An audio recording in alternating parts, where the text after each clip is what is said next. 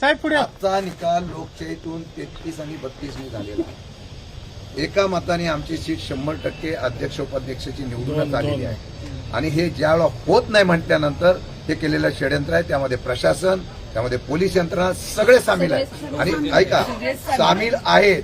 विशेषतः ज्या पद्धतीने लोकशाहीमध्ये आजही कोर्टाचे निर्णय आहेत की मतदानाचा अधिकार बजावण्याचा अधिकार असताना सुद्धा पोलिसांनी मतदानाला वरती आलेल्या असलेल्या सदस्यांना नेणं हे लोकशाहीच्या द्योतक नाही.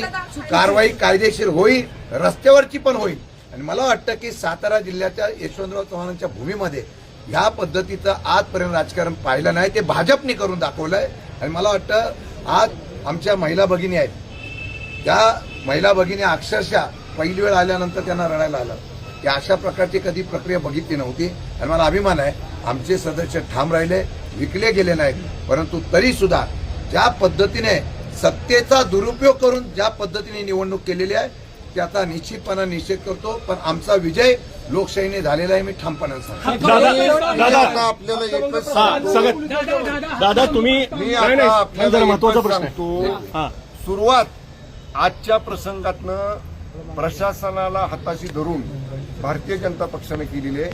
याचा शेवट शिवसेना आणि राष्ट्रवादी काँग्रेस पक्ष जिल्ह्यामध्ये या गोष्टीचा शेवट करेल. साहेब शेवट आकडे काय राहिले? 30 ते 30. भाजपकडनं 30 ते 30.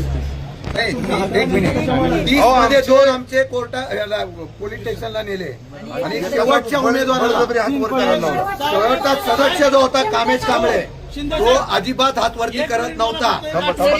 आमच्या सदस्याला जबरदस्ती हात वरती करायला लावले. भाजपच्या राज्यात पालकमंत्री नाही. माझा एक महत्वाचा प्रश्न आहे. पालकमंत्र्याच्या हाताला लागतंय, पालकमंत्र्याचं रक्त बाहेर येते.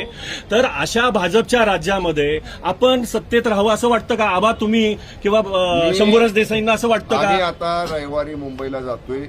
मी हा सगळा इतिवृत्तांत माननीय एकनाथजी शिंदे साहेब आमचे मुख्य नेते आहेत, त्यांच्या पहिल्यापासून आतापर्यंत काय काय घडलं हा सगळा इतिवृत्तांत भेटून समक्ष मी शिंदे साहेबांना सांगणार आहे. माननीय आबा सुनेत्रताई वहिनी साहेबांना आणि तटकरे साहेबांनी हे सांगतील. आमच्या वरिष्ठ नेत्यांना आम्ही सगळे हकीकत सांगू कशा पद्धतीने हे घडलं आणि त्यानंतर पुढचा निर्णय आम्ही